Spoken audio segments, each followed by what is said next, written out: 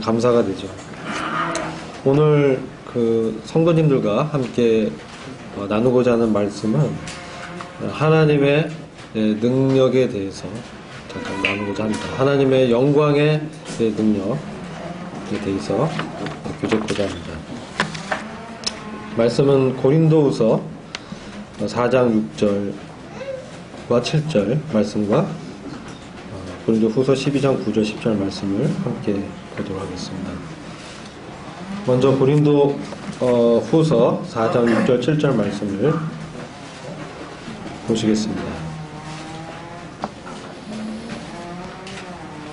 찾으신 줄 믿고 함께 읽어보도록 하겠습니다. 고린도후서 4장 6절 7절입니다. 시작. 어두운 데서 빛이 비치리라 하시던 그 하나님께서 예수 그리스도의 얼굴에 있는 하나님의 영광을 아는 빛을 우리 마음에 비추셨느니라. 우리가 이 보배를 질그릇에 가졌으니 이는 능력의 심이 큰 것이 하나님께 있고 우리에게 있지 아니함을 알게 하려 함이라. 아멘. 이 말씀은 우리가 잘 알듯이 사도 바울이 고린도 교회에 보는 두 번째 서신 속에 나타난 말씀입니다. 그 전후 문맥을 봤을 때 뒷부분을 잠시 보시면 바울이 어려움 가운데 있으면서도 그가 사랑하는 고린도 교회 성도들을 생각하면서 이와 같이 말씀을 대언하고 있는 것을 보게 됩니다. 8절 보시면 우리가 사방으로 우겨쌈을 당하여도 쌓이지 아니하며 답답한 일을 당하여도 낙심하지 아니하며 핍박을 받아도 버림받지 아니하며 거꾸로 뜨림을 당하여도 망하지 아니하고 우리가 항상 예수 죽인 것을 몸에 짊어지면 예수의 생명도 우리 몸에 나타나게 하려 함이라. 전도여행을 하면서 그들의 동족 유대인들에게 많은 핍박을 바울이 당하였습니다. 40의 가마 하나매를 39대를 5차례나 맞게 되고 돌도 맞게 되고 마치 죽은 자같이 되어서 끌려나가기도 하고 참 기품과 또 배고픔과 많은 그 시련 가운데 그가 발견한 것은 바로 그리스도의 탁월하심과 그분의 영광에 대한 것이었습니다. 그래서 오늘 그 한 주간 이렇게 생각하면서 우리가 주님의 영광에 대해서 얼마나 알고 있는가를 생각해 봤습니다. 주님이 어떤 분이신가? 우리의 이 땅 가운데 삶은 주님이 과연 어떤 분인가에 대해서 우리가 얼마나 믿음을 갖고 그분과 반응해서 걸어가는가에 달려있다고 저는 보고 있습니다. 주님께서 십자가에서 피 흘려 죽으셨습니다. 그리고 죽은 지 사흘 만에 죽은 자 가운데서 하나님의 능력으로 성령의 능력으로 다시 부활하셨습니다.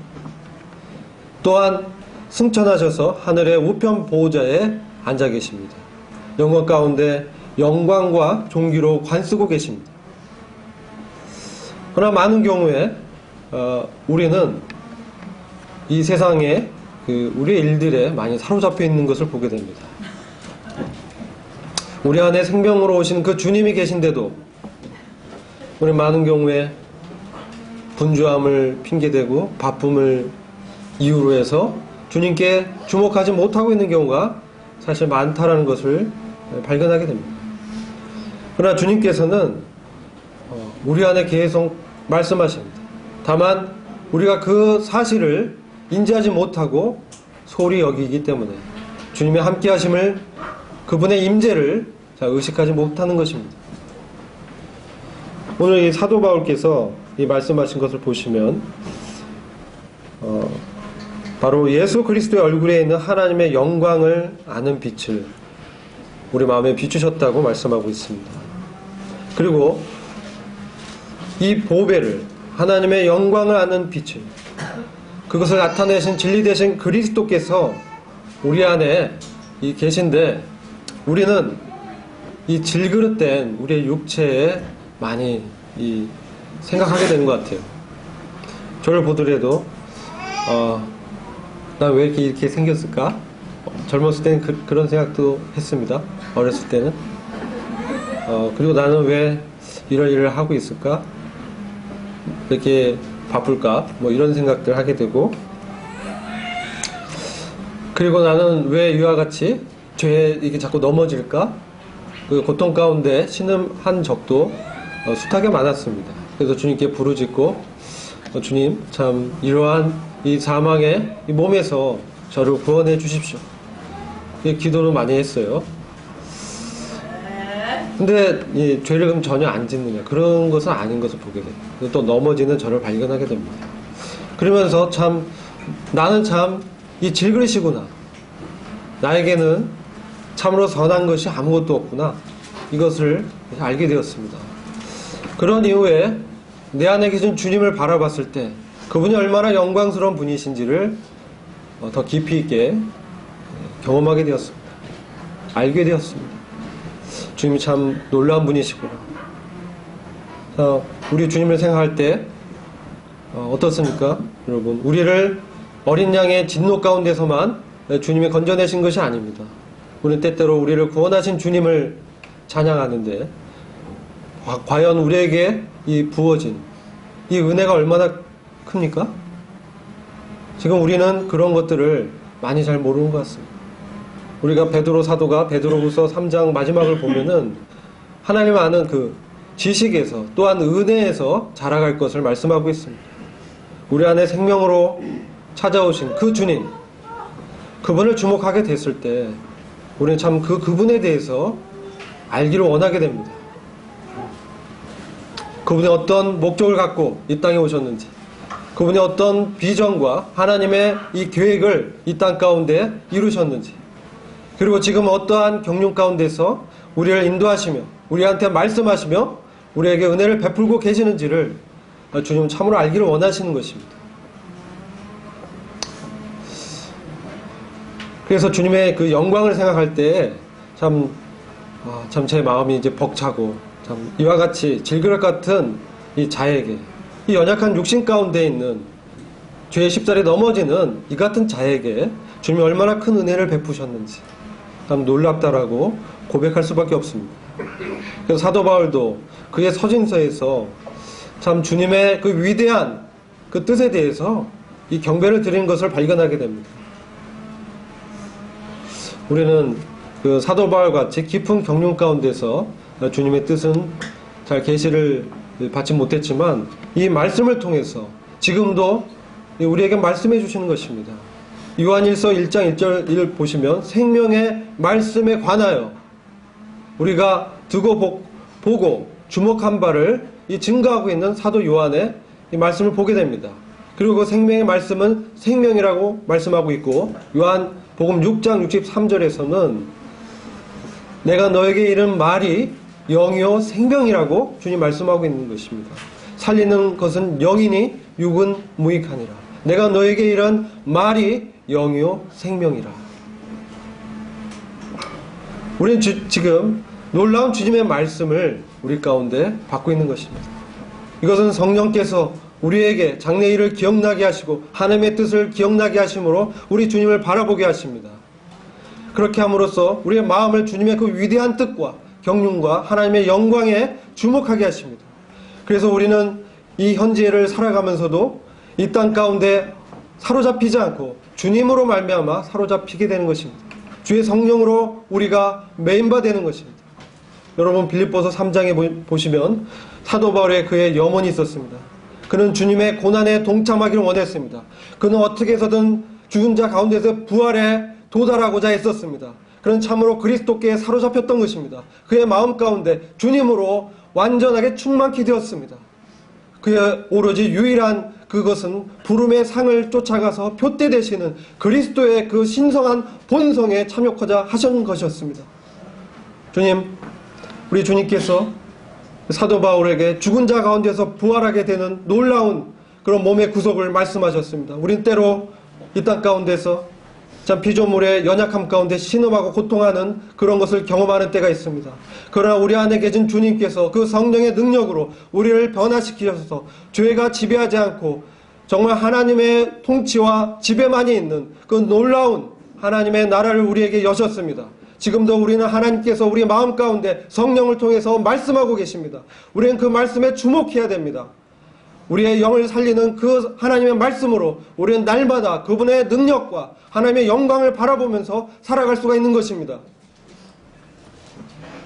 우리는 때때로 많은 경우에 이 땅의 이 염려와 고민 때문에, 걱정과 염려 때문에, 이 재리의 유혹 때문에 우리 주님을 주목하지 못할 때가 참으로 많습니다. 그러나 주님께서는 그때도 계속 말씀하십니다. 우리의 보화 되신 그 주님이 얼마나 놀라운 분이신가. 사도 바울은 일체의 비결을 배웠습니다. 그의 이 고난 가운데서, 핍박 가운데서, 환난 가운데서 그를 죽음의 여러 차례 가운데서 그를 구원하신 하나님께서 그와 끝까지 함께 하시고 그에게 말씀하시며 그에게 영광스러운 기업을 주셨다는 놀라운 부름의 상이었습니다. 우리가 이 기업의 영광을 생각할 때 얼마나 놀랐습니까? 우리는 단순히 죄로부터, 그 진노로부터 구원받았을 뿐 아니라 바로 하나님의 놀라운 상속자가 된 것입니다. 여러분이 사실 믿으십니까? 아멘 하십니까? 아멘. 우리는 이 땅 가운데 그저 우리 죄에서 구원받아서 지옥 가지 않았다는 그 사실에 만족할 뿐만 아니라 우리를 하나님의 아들들로 삼으셔서 하나님의 아들로서 그리스도와 공동 상속자로 되게 하신 것입니다. 그리스도의 영광의 부여에 우리를 참여케 하신 것입니다. 그분의 영광이 얼마나 놀라운 영광입니까? 우리가 히브리서 2장 9절과 10절을 보시면 우리 주님께서는 영광과 존귀로 이미 관을 쓰시고 하나님 우편 보호자에 앉아 계십니다. 우리의 자리가 어디입니까? 우리가 이 땅 가운데 걸어가면서 우리의 자리는 바로 하늘에 있음을 기억해야 되는 것입니다. 여러분, 바울이 그 많은 환난과 시련 가운데서 일체의 비결을 배웠던 것은 그의 그 연약함이 참으로 유익하다는 사실을 깨달았던 것입니다. 고린도 후서 12장 9절부터 10절 말씀을 잠시 함께 보시겠습니다.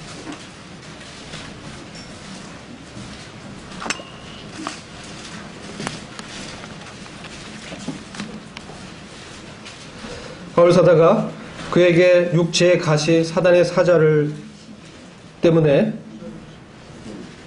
세 차례나 아버지 하나님께 떠나게 해달라고 구했습니다. 그런데 고린도후서 12장 9절부터 10절 말씀 같이 보시면 이와 같이 말씀하고 있습니다. 내게 이르시기를 내 은혜가 내게 족하도다. 이는 내 능력이 약한 데서 온전하여 짐이라 하신지라. 이러므로 도리어 크게 기뻐함으로 나의 여러 약한 것들에 대하여 자랑하리니 이는 그리스도의 능력으로 내게 머물게 하려 함이라. 그러므로 내가 그리스도를 위하여 약한 것들과 능욕과 궁핍과 핍박과 곤란을 기뻐하노니 이는 내가 약할 그때에 곧 강함이니라. 아멘.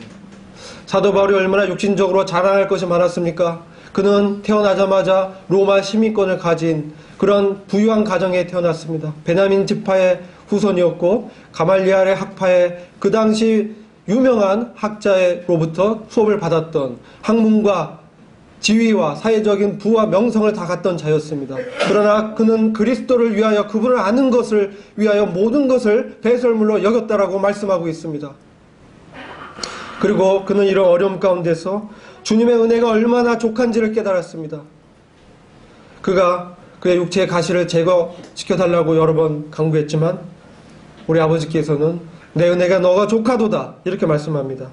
왜냐하면 내 능력이 약한 데서 온전하여 짐이라. 우리는 때로 우리의 육체와 우리의 정신을 강하게 하려고 했습니다. 여러 가지 세상의 지식도 습득해보고 또 여러 재능도 익혀보고 그렇게 노력을 합니다. 그래서 이 세상에서 잘되고 성공하고 뛰어난 명성을 얻기를 바라고 있는 것이 세상 사람들이 가는 넓은 길입니다. 그러나 우리에게 펼쳐진 그 길은 그리스도께서 가신 그 길은 좁은 길입니다. 바로 우리의 능력이 주님의 능력이 약한 데서 온전하여진다는 사실입니다. 그래서 오히려 바울은 이와 같이 고백하고 있습니다. 도리어 나는 크게 기뻐하고 있다. 나의 여러 약한 것들에 대해서 오히려 나는 자랑하고 있다. 세상 사람들이 볼 때는 얼마나 어리석습니까? 얼마나 미련하게 보입니까? 오히려 약함을 자랑하고 있다라고 말씀하고 있습니다. 이 세상은 오히려 과시하고 드러내고 나의 능력을 보여줌으로 사람들을 억누르고 지배하려고 하고 있습니다. 그러나 오히려 그리스도께서는 아버지 뜻에 온전히 순종하심으로 죽으심까지 내려가시고 마침내 부활의 능력으로 다시 일어나신 것입니다. 우리 가운데 왜 이렇게 능력이 나타나지 않습니까? 우리가 영광을 이렇게 보지 못합니까? 그것은 나의 능력, 나의 것들을 붙들고 있기 때문입니다. 그런 것들이 있는 한 하나님의 의신 그리스도의 능력이 내게서 나타날 수가 없는 것입니다. 성령이 얼마나 인격적입니까? 오늘날 많은 은사자 운동들이 마치 성령의 황홀경 가운데서 체험과 신비로운 그러한 체험에 사람들의 이목을 미혹하고 있습니다. 그러나 성령은 세미한 음성으로 그리스도에 대해서 조명해 주십니다. 하나님의 영광에 아는 빛을, 그 그리스도의 얼굴에 나타난 하나님의 영광을 아는 빛을 우리에게 계시해 주십니다. 우리 그리스도께서는 만물의 으뜸이라고 말씀하고 있습니다. 우주의 창조자라고 말씀하고 있습니다. 교회의 머리라고 말씀하고 있습니다. 우리는 머리 대신 그 그리스도께 얼마나 나아가고 있습니까? 이 교회는 그리스도를 머리로 해서 하나 된 그리스도의 영광스러운 신부인 것입니다. 이 위치 자체가 얼마나 놀라운 것입니까? 우리는 장래의 거룩한 성 새 예루살렘으로 변화돼서 이 땅 가운데 하나님의 영광스러운 임마누엘이 거할 놀라운 이 기업을 유업으로 받은 자들입니다. 우리의 눈은 우리는 하늘에 바라봐야 됩니다. 우리의 시민권이 이 땅에 없습니다. 이 땅은 그저 지나가는 이방인이요 나그네의 생애 잠시 잠깐 동안입니다. 그런데 그러한 현재적인 일들이 얼마나 우리 마음을 사로잡아 갑니까? 우리는 그래서 주님의 놀라운 영광의 이 풍성함에 사로잡혀야 됩니다. 사도 바울을 사로잡았던 그 주 예수 그리스도께 우리가 심령의 메인바가 되어야 하는 것입니다. 그래서 주님의 부름의 상, 우리는 상을 받기 위해서 다름질박하고 있죠. 그러나 주님은 이미 부름의 상을 주셨다고 말씀하고 있습니다. 우리를 부르신 것 자체가 주님의 상인 것입니다. 우리와 같이 연약한 자를 부르셨습니다. 무엇으로 부르셨습니까? 하나님의 아들로 부르셨습니다. 얼마나 놀랐습니까? 또 주님은 제자들에게 말씀합니다. 내가 너희를 이제 더 이상 종으로 여기지 아니하고 친구로 여기겠다. 주님의 마음의 심중에 있던 깊은 비밀의 것들을 말씀해 주십니다. 우리는 얼마나 주님의 비밀의 것들에 관심이 있습니까? 얼마나 하늘의 비밀의 경륜들에 관심을 갖고 있습니까? 우리 안에 생명으로 역사하신 그 주님의 관심이 무엇인지, 우리가 생명의 존재에 대해서, 우리 주님이 우리 안에 거하신다는 것 자체에 대해서 얼마나 충만한 기쁨을 얻을 수 있습니까? 그러나 그 주님께서 어떠한 마음으로 이 땅에 걸어가셨고 어떠한 비전과 목적으로 우리를 부르셨는지 그것에 관심을 갖는다면 우리의 기쁨은 얼마나 더 충만해지겠습니까? 이 세상을 꽉 채우는 그 충만이 무엇입니까? 그리스도. 그리스도를 충만케 한 것이 바로 교회인 것입니다. 태초 이전부터 이 교회에 주님은 관심을 두셨습니다. 우리를 부르셨습니다. 이 교회가 얼마나 영광스러운지요. 우리는 하나님의 이 영광에 대해서, 이 능력의 부여하심에 대해서 참으로 이 시대에 주목해야 할 필요를 느끼고 있습니다.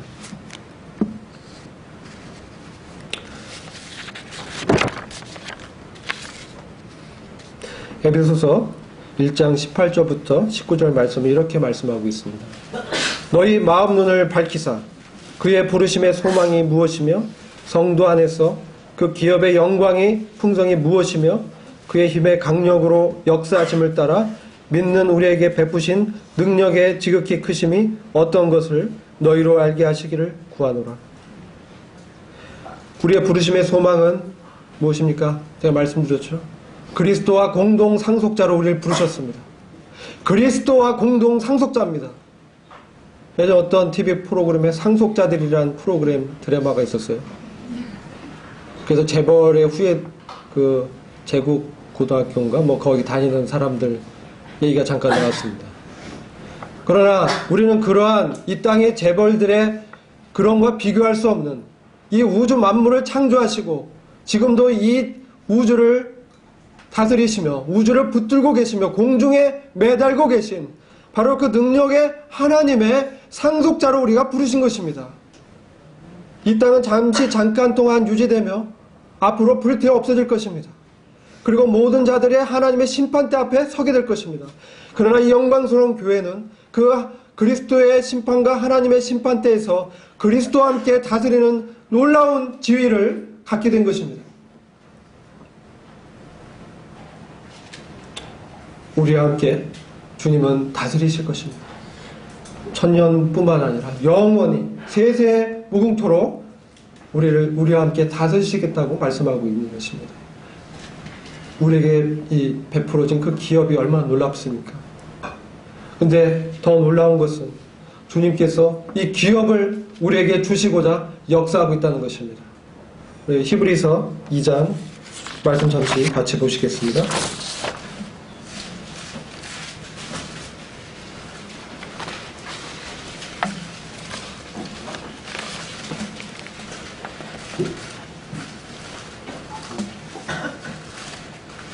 히브리서 2장 6절부터 9절 말씀 잠시 보시겠습니다.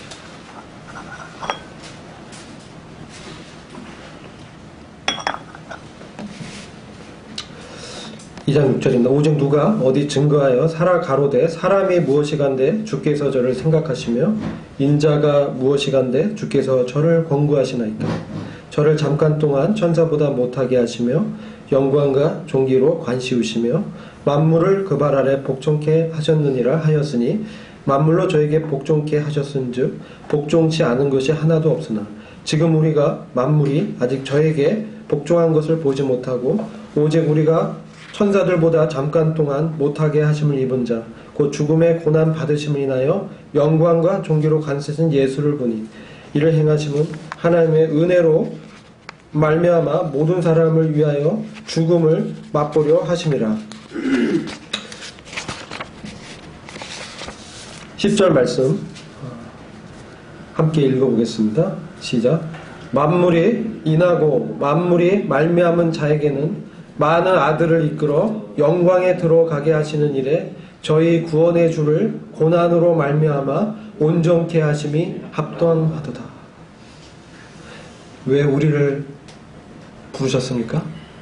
하나님의 영광에 들어가게 하시기 위해서 부르셨습니다. 그래서 그의 합당한 자로 우리를 빚고 계신 것입니다. 왜 우리에게 고난당한 것이 유익이라고 바울이 고백했습니까? 바로 그때 하나님의 능력이, 부활의 능력이 나타나기 때문입니다. 고난당할 때 나의 능력과 자원으로는 도저히 어려움을 헤쳐나갈 수가 없습니다. 이 세상을 둘러봐도 구원자가 없습니다. 하늘에도 땅에도 구원자 없습니다. 오직 우리 안에 질그릇 같은 우리의 육체 가운데 거하시는 그리스도가 구원자십니다. 그분께서 역사하십니다. 그분의 성령의 능력을 통해서 말씀을 보내십니다. 우리 입에 보내실 뿐만 아니라 우리 마음 가운데 말씀을 주셔서 그 말씀을 통해서 우리를 진리로 거룩하게 하십니다.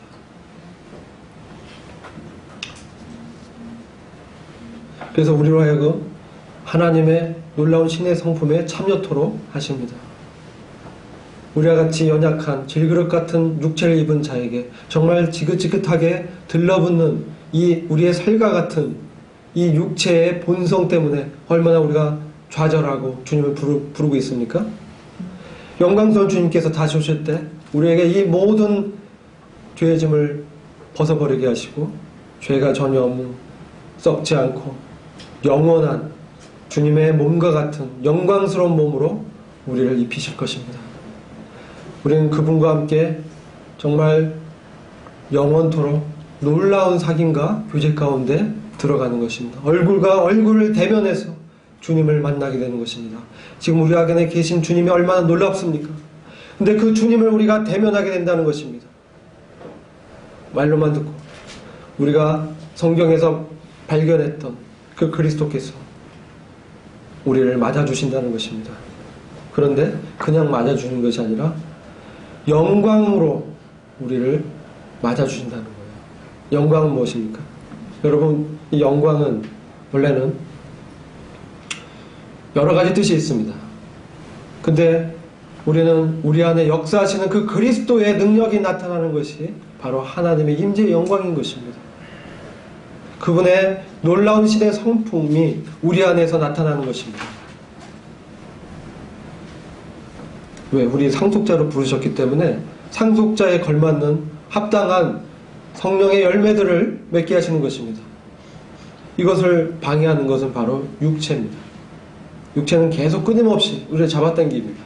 육체의 원리로, 종교의 원리로, 율법주의 원리로 우리를 얽어맵니다. 그러나 우리는 진리 안에서 자유롭게 된 자입니다. 그리스도로 말미암아 자유롭게 된 자입니다. 그래서 우리 안에 참 이러한 육체의 정욕이 우리를 괴롭게 할지라도 바로 우리는 우리 주님과 함께 연합된 자입니다. 그분의 마음이 우리 가운데 통한 자입니다. 하나님의 마음과 통한 자들이라는 거예요.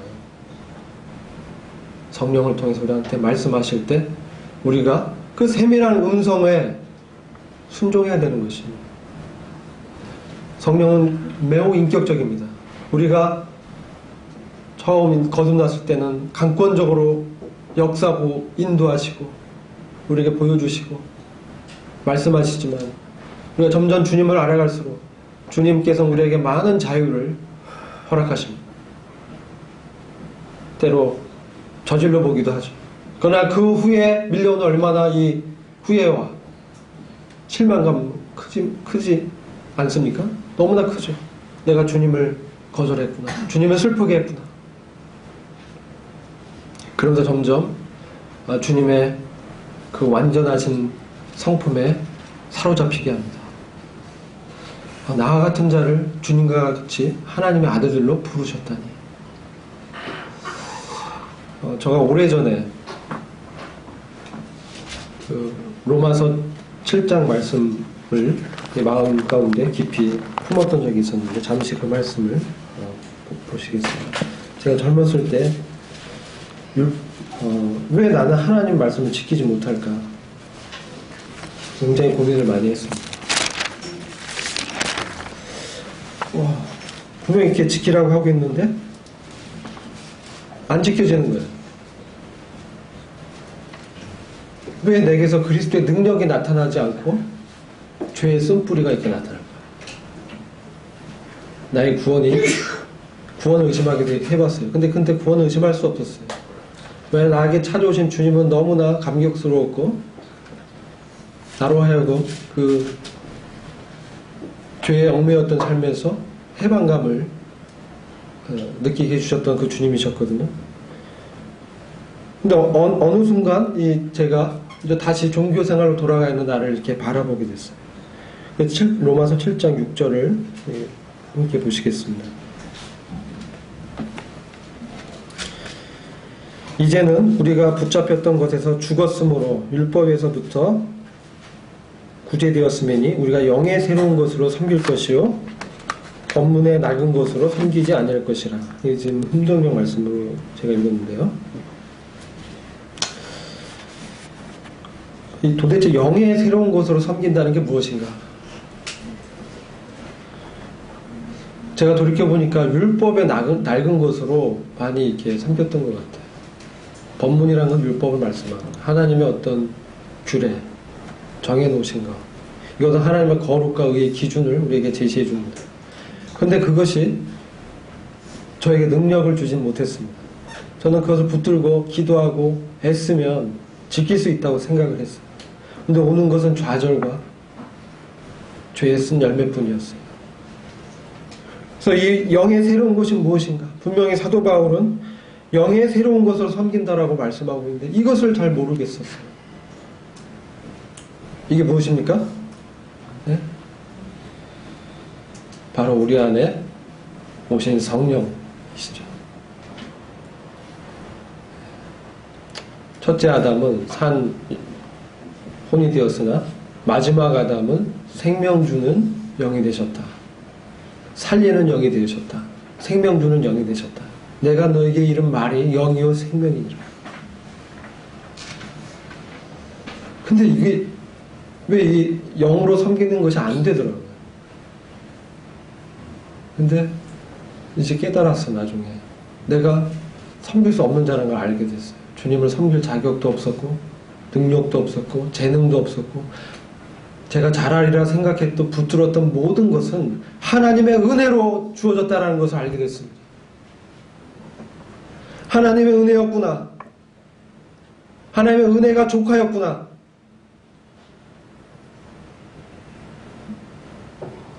그때 예수 그리스도께서 그 진노에서부터 나를 구원하신 그런 분뿐만 아니라 세상의 통치자요 만왕의 왕이시며 바로 하나님이시라는 것을 분명하게 알게 됐습니다. 그리고 주님께서 주신 그 놀라운 이 기업이 얼마나 풍성한 것인가, 그거를 주님께서 보여주십니다. 지혜와 계시의 정신을 더해 주십니다. 이 정신은 계시의 영입니다. 성령이 왜 인격적이신가?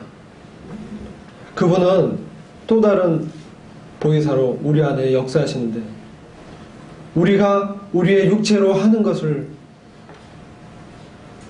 막지는 않으세요. 그냥 내버려 두시. 인격적이세요. 그래서 다시 우리가 인격적으로 바로 주님께 나오도록 세밀한 음성을 우리한테 말씀하십니다. 근데 왜 이 말씀이 안 들리냐? 나의 고집과 편견과 나의 생각들, 나의 경험들, 이런 것들이 있어서 이 말씀이 잘 안 들어오더라고요. 근데 언제 이것들을 내려놓게 됐냐? 로마서 7장에 18절 말씀이 정말 내 말씀으로 경험되었을 때 알게 됐어요. 로마서 7장 18절 말씀이에요.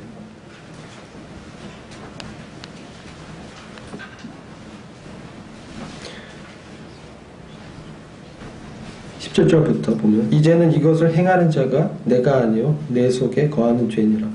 내 속 곧 내 육신은 선한 것이 거하지 아니한 줄 아노니 원함은 내게 있으나 선을 행하는 것은 없노라. 내가 원하는 바 선을 하지 아니하고 도리어 원치 아니한 바 악은 행하노니라. 21절 그러므로 내가 한 법을 깨달았노니 곧 선을 행하기 원하는 나에게 악이 함께 있는 것이요 내 속사람으로는 하나님의 법을 즐거워하되 내 지체 속에서 한 다른 법이 내 마음의 법과 싸워 내 지체 속에 있는 죄의 법 아래로 나를 사로잡아 오는 것을 보는도다. 오라 나는 공고한 사람이로다. 이 사망의 몸에서 누가 나를 건져내랴.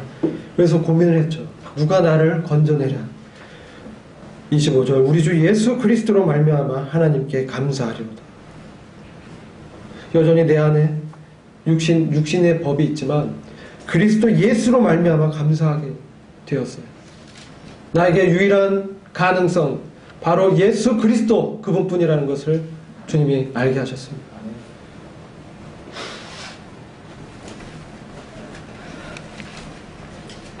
나를 사로잡아 오는 것은 바로 그 죄의 세력이었구나.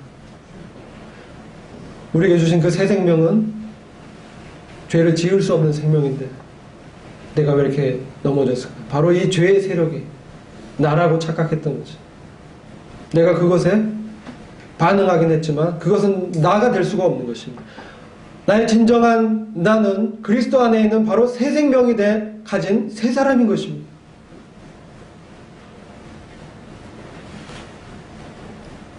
그래서 로마서 8장 1절과 2절 말씀을 경험적으로 알게 됐습니다. 그러므로 이제 그리스도 예수 안에 있는 자는 결코 정죄함이 없나니 이는 그리스도 예수 안에 있는 생명의 성령의 법이 죄의 사망의 법에서 너를 해방하였습니다. 5절 육신을 쫓는 자는 육신의 일을 영을 쫓는 자는 영의 일을 생각하나니 육신의 생각은 사망이요 영의 생각은 생명과 평안이니라. 9절 만일 너희 속에 하나님의 영이 거하시면 너희가 육신에 있지 아니하고 영에 있나니 누구든지 그리스도의 영이 없으면 그리스도의 사람이 아니라. 또 그리스도께서 너희 안에 계시면 몸은 죄로 인하여 죽은 것이나 영은 의를 인하여 산 것이니라. 11절이 중요합니다. 같이 읽어보겠습니다. 예수를 죽은 자 가운데서 살리신 이의 영이 너희 안에 거하시면 그리스도 예수를 죽은 자 가운데서 살리신 이가 너희 안에 거하신 그의 영으로 말미암아 너희 죽을 몸도 살리시리라. 우리 안에는 그분의 영 성령께서 우리에게 계속적으로 그리스도의 영광을 아는 빛을, 하나님의 그 영광 아는 빛을 우리에게 계속 비춰주십니다. 근데 우리의 생각들이 그거를 가로막고 있는 것이죠. 그래서 우리는 정말 주님의 이 말씀을 깊이 깨달아야 되고 또한 기도해야 됩니다.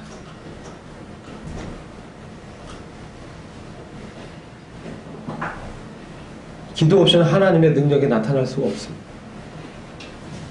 나의 진리의 지식과 하나님의 진리가 왜 우리 삶 가운데 나타나지 않습니까? 기도하지 않기 때문이에요. 얼마나 절박한 심정으로 주님께 매달려 봤습니까?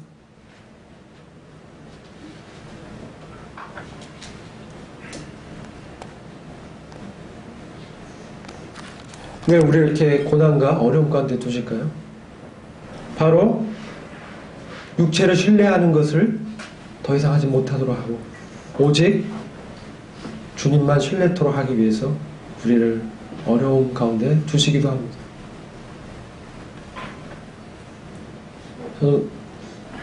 여러 가지 일들을 통해서, 직장 일들을 통해서, 가정에서, 사람과 관계 속에서 우리는 얼마나 주님을 놓치고 살고 있는지 모르겠어요.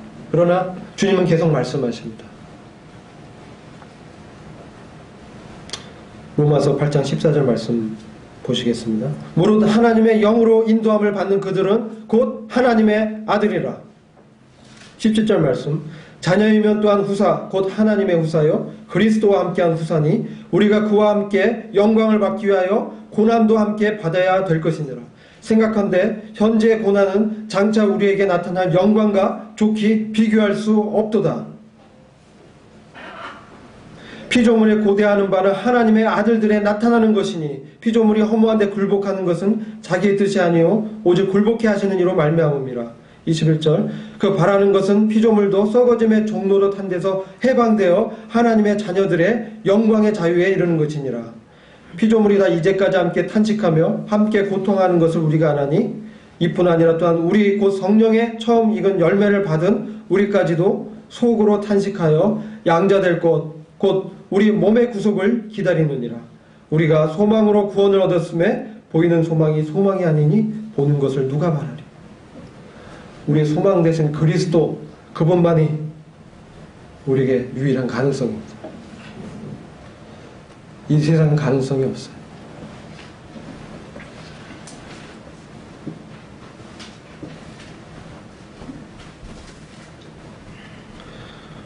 그래서 이 고난을 받을 때 우리가 어려운 환경 가운데 있을 때 우리가 주님과 같은 고난을 똑같이 받을 수는 없겠죠.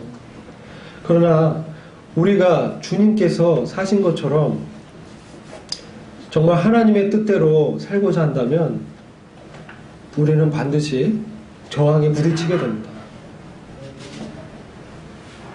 그것을 경험하게 돼요.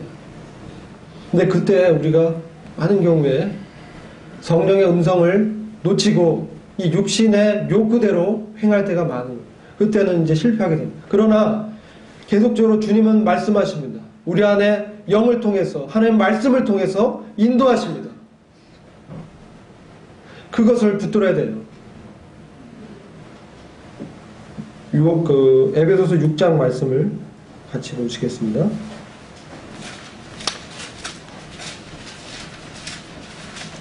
하나님의 전신갑주에 대한 말씀을 하시면서 에베소서 6장 18절 말씀 있습니다.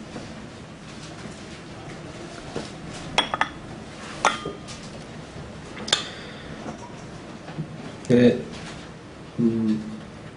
제가 읽어보겠습니다. 모든 기도와 간구로 하되 무시로 성령 안에서 기도하고 이를 위하여 깨어 구하기를 항상 힘쓰며 여러 성도를 위하여 구하고.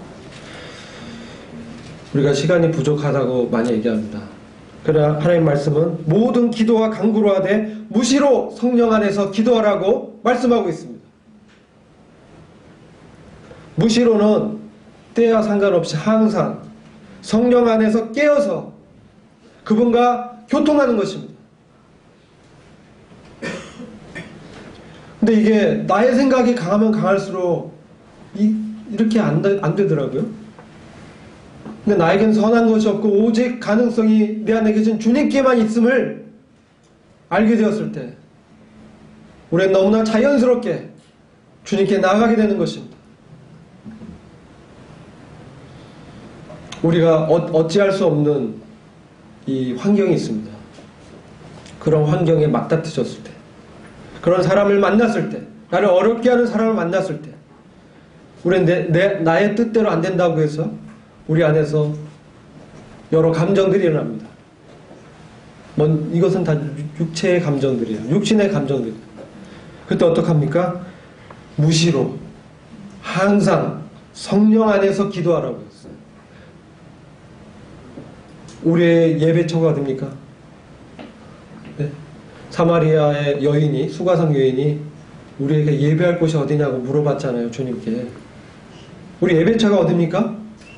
네? 예배처, 예배 장소. 우리 예배당에 와서만 예배 드리는 거 아니잖아요. 우리 항상 우리 삶 가운데서 예배를 드리는 것입니다. 하나님의 영광을 나타내는 것입니다. 그리스도의 능력의 탁월하심을 경험하는 것입니다. 그분의 우리에게 베푸신 화목제물을 나눠주는 것입니다. 우리에게 어려움이 닥쳤을 때 우린 기회로 생각해야 됩니다. 이 고난은 그리스도의 능력이 내게 머물게 하기 위한 놀라운 하나님의 기회구나.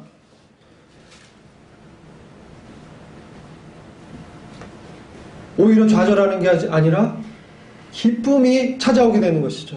내게 고난당하는 것이 유익이라고 바울이 고백했잖아요. 왜 그렇습니까? 나는 어차피 연약하고 이것을 이길 능력이 없기 때문에 더 그리스도께 의존하게 되기 때문에 그렇습니다. 더 주님께 나아가게 됩니다. 내 안에 계신 주님께 더 매달리게 됩니다. 더 간절하게 기도하게 됩니다. 그때 그분의 능력으로 환경이 안 바뀌어도 나를 바꾸시는 그 주님을 발견하게 됩니다. 그 주님의 나타남을 경험하게 되는 것입니다. 그것이 바로 예배이고 주님을 높이는 것입니다. 우리가 인생을 저도 이제 따져보니까 많이 지나왔어요. 물론 어르신들이 계시지만 이제 오자가 코앞에 보이는구나. 물론 70대에 계신 연로한 우리 어른들도 계시지만 돌이켜보는데 제 뜻대로 된 것들이 별로 없더라고요. 그럼 어떻습니까? 내가 계획하고 플랜 멋지게 짜가지고 쫙 가서 그대로 되는 경우가 있습니까? 회개는 무엇인가요? 이런 거 내려놓는 거예요. 주님께 맡기게 되는 거예요. 그리고 주님께 의뢰하고 기도하면서 모든 일을 처리하게 됩니다. 너희들이 무엇을 하든지 먹든지 마시든지 하나님의 영광을 위하여 하라. 고린도전서 10장 31절 말씀. 무엇을 하든지 하나님의 영광을 위하여 하라. 그리스도의 능력이 나타나도록 너의 약함을 자랑하고 주님께 온전히 의뢰하라. 그때 삶의 예배가 되는 것입니다. 내 직장 생활이 즐거워지는 것입니다. 기쁨이 되는 것입니다. 이 힘든 가운데서 내 육체는 너무 힘들고 고통스럽죠. 이 고난 가운데 두신 것은 하나님의 영광의 유업을 주시기 위함이라.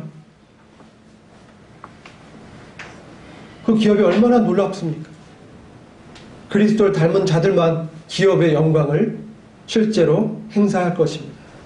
그 기업의 영광의 풍성함을 우리 마음 가운데 채우게 될 때 얼마나 우리는 주님의 그 부요하심과 하나님의 은혜에 대해서 누리게 되는 것입니다. 그렇게 되었을 때 그러니까 진정 나를 어렵게 하는 사람, 나를 핍박하는 그 사람을 위해서 진정으로 기도하게 되는 거예요.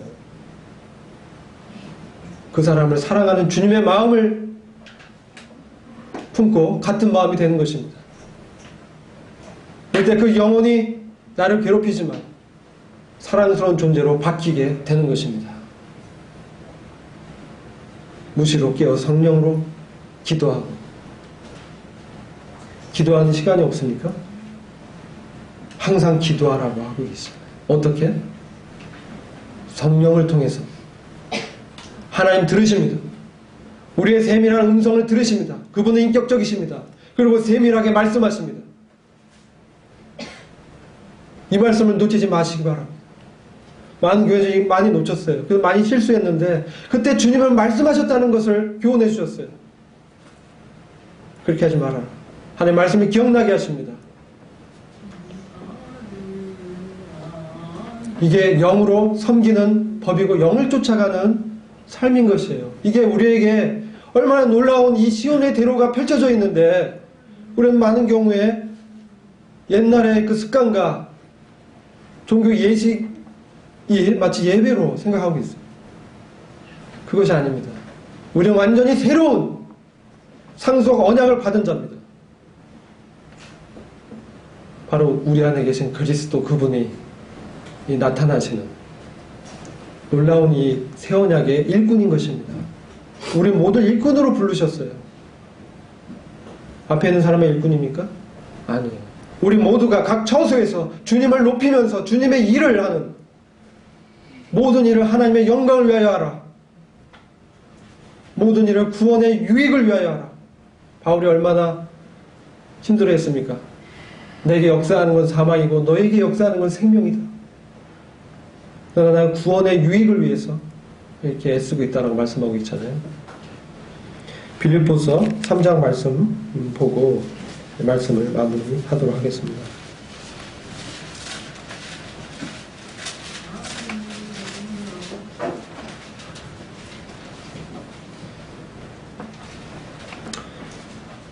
(9절입니다) 9절 제가 읽겠습니다. 그 안에서 발견되려 함이니 내가 가진 의는 율법에서 난 것이 아니요 오직 그리스도를 믿음으로 말미암은 것이니 곧 믿음으로 하나님께로서 난 의라. 내가 그리스도와 그 부활의 권능과 그 고난에 참여함을 알려하여 그의 죽으심을 본받아 어찌하든지 죽은 자 가운데서 부활에 이르려 하노니 내가 이미 얻었다 함도 아니요 온전히 이루었다 함도 아니라 오직 내가 그리스도 예수께 잡힌 바 된 그것을 잡으려고 쫓아가노라. 형제들아 나는 아직 내가 잡은 줄로 여기지 아니하고 오직 한 일 즉 뒤에 있는 것은 잊어버리고 앞에 있는 것을 잡으려고 표대를 향하여 그리스도 예수 안에서 하나님이 위에서 부르신 부름의 상을 위하여 쫓아가노라.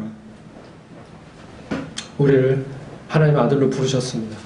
우리에게 놀라운 기업의 영광을 허락하셨습니다. 그리고 인자들에게 바로 하나님의 영광의 기업을 맡기셨어요. 사람들에게. 그래서 주님이 사람으로 오셨어요. 죄를 모두 해결하시고 우리에게 기업의 영광을 주시기 위해서 인자가 되셔서 모든 것을 십자가에서 다 갚으셨습니다. 우리를 구속하셔서 자기 것으로 삼으셨습니다.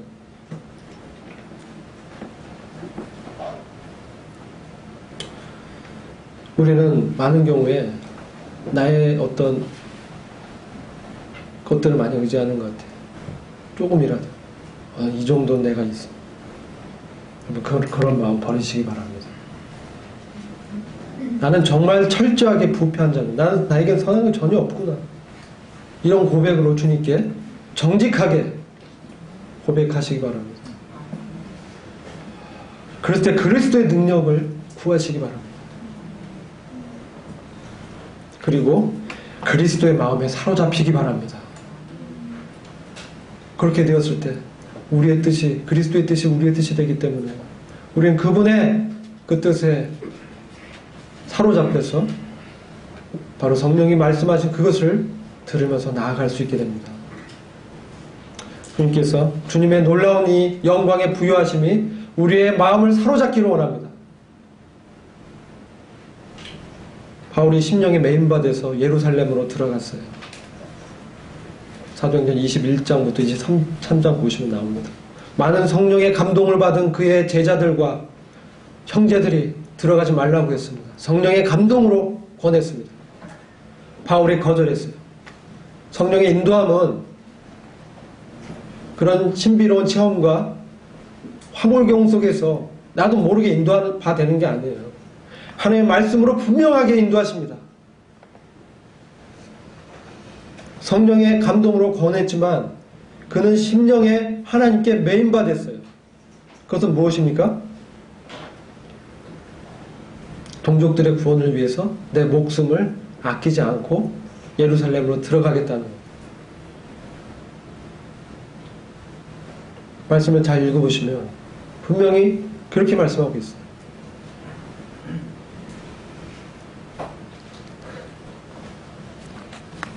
한번 볼까요?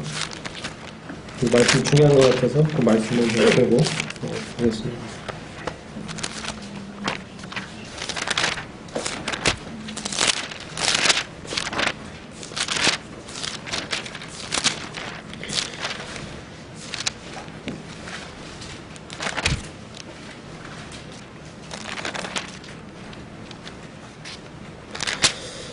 그 21장 보시면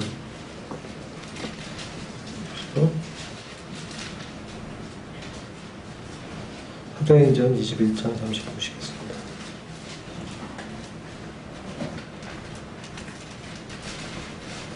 아, 20장 22절부터 좀 볼게요. 사도행전 20장 22절.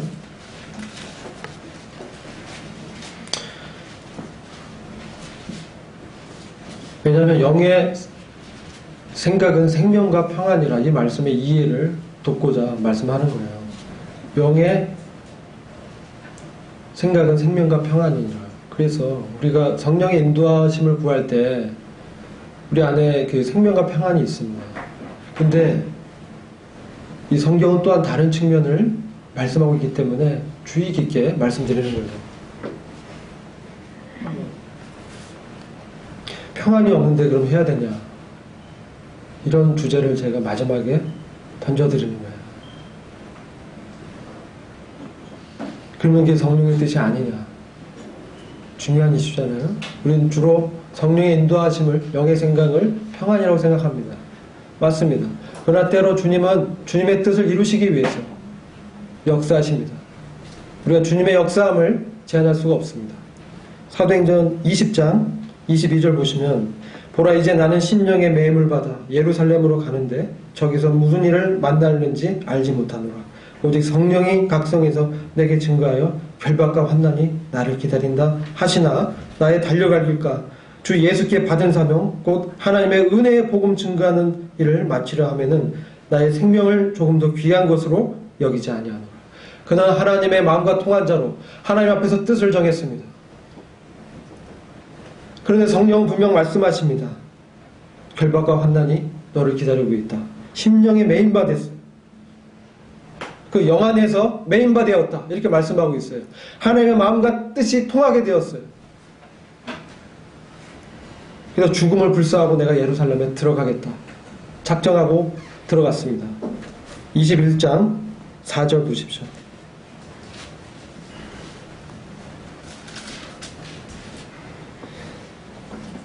그래서 이 제자들을 이제 만나게 됩니다.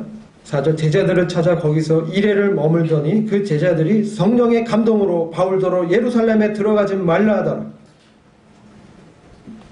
분명히 성령의 감동으로 권했습니다.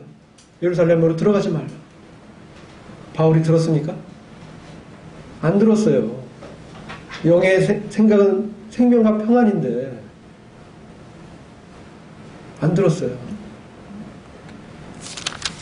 그리고 또 그런 경고를 받게 되죠. 21장 11절 말씀 보시면 10절 11절 말씀 보시면 또 여러 날 있었더니 한 선지자 아가보라 하는 이가 유대로부터 내려와 우리에게 와서 바울의 띠를 가져다가 자기 수족을 잡아매고 말하길 성령이 말씀하시되 이러면서 12절 결박되고 넘겨줄 것이다. 다 알았습니다. 알고 미래의 일을 다 얘기해 줬어요. 장래 일을 다 성령을 통해서 듣게 했습니다. 성령은 이와 같이 장래 일을 말씀하십니다. 계시를 통해서 말씀해 주시죠. 그러나 지금 기록된 성경을 통해서 이 예언을 말씀하십니다. 근데 11절 보시면 12절 보시면 그 말을 듣고 권했어. 예루살렘에 올라가지 말라. 그러니까 13절에 바울이 대답하되 너희가 어찌하여 울어 내 마음을 상하게 하느냐. 나는 주 예수의 이름을 위하여 결박받을 뿐 아니라 예루살렘에서 죽을 것도 각오하였노라. 아멘. 그가 주님 앞에서 하나님의 마음과 통해서 뜻을 정했던 거예요. 그래서 자기 평안하지 않았어요. 너무 괴로운 거예요. 그러나 주님께서 그렇게 인도하셨습니다. 그래서 23절 보시면 11절 주님이 밤에 곁에 서서 말씀하십니다. 23장 11절입니다. 그날 밤에 주께서 바울 곁에 서서 이르시되 담대하라. 내가 예루살렘에서 나의 일을 증거한 것 같이 로마에서도 증거하여 하리라. 주님의 마음에 합한 이 바울의 뜻은 하나님과 통했어요. 그래서 성령의 권면과 감동으로 권했던 사람들의 그것들을 이기고 자기가 심령에 메인받은 그것을 행했으며 주님이 곁에서 담대하라고 격려하고 있는 것을 보게 됩니다. 그래서 우리는 이 영 안에서 섬긴다는 것, 영의 새로운 곳으로 섬긴다는 것에 대해서 잘 분별해야 됩니다. 우리는 하나님의 마음, 그리스도의 마음에 사로잡혀야 됩니다. 그분의 뜻에 사로잡혀서 우리 마음을 그분의 기업의 영광에 부여한 것으로 꽉 채워서 주님의 뜻을 이렇게 행해 나가는 것이 있는 것입니다. 주님의 인도하심이 있지 않습니까? 그러니까 우리가 이러한 그리스도 안에서 이 성장되며 성숙된 이 신앙으로 우리가 나아가길 참으로 원하고 저도 이런 믿음으로 나아가길 원합니다. 기도하고 마치도록 하겠습니다. 주님 감사합니다. 주님께서 오늘 저 말씀을 통해서 저희를 위로해 주시고 하늘의 놀라운 영광의 기업을 참 그리스도와 함께 공동 상속자 된 저희들에게 주신 것을 감사를 드립니다. 주님 이제 우리가 주님의 이 마음에 사로잡히기 원합니다. 우리의 표대요 우리의 부름의 상은 오직 그리스도 예수뿐임을 주님 고백합니다. 우리가 주님의 뜻 안에서 주님을 참 기쁘게 여기고 주님을 경배드리며 우리 삶 가운데 참 무엇을 하든지 먹든지 마시든지 하나님의 영광을 위하여 참 할 때에 주님께서 능력으로 곁에 서서 함께 하시며 우리 안에서 보배되신 그리스도께서 하나님의 영광으로 나타나시기를 간절히 기도합니다. 주님의 이름만이 높아지기를 간절히 원하고 우리 주 예수 그리스도의 존귀하신 이름으로 기도했습니다.